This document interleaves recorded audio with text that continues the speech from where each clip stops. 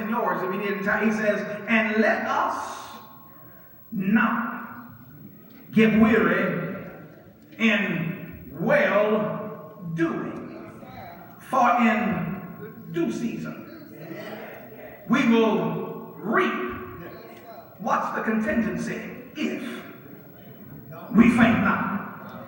Don't get tired of doing good.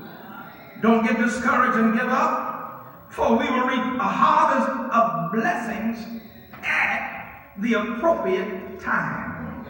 I wish I had a witness here. At the appropriate time. I wish I had a witness here. That was a woman that had an issue of blood, but at the appropriate time. She was there 12 years, but at the appropriate time, God showed up. There was a man at the pool, had hung out at the pool for 38, I wish I had some help up in here, 38 long years, but at the appropriate time. I mean, he would say every time I get in the water, somebody would push me aside, but at the appropriate time. I wish I had a witness here. It was not only his turn, but it was his time. Have I got some help up in here? And I come by and tell somebody at the appropriate time, God will show up. Have I got a witness here?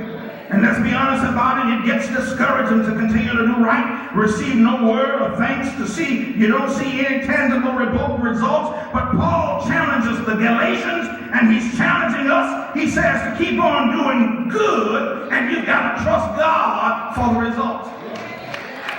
You may not see his hand, but can I tell you, he's working.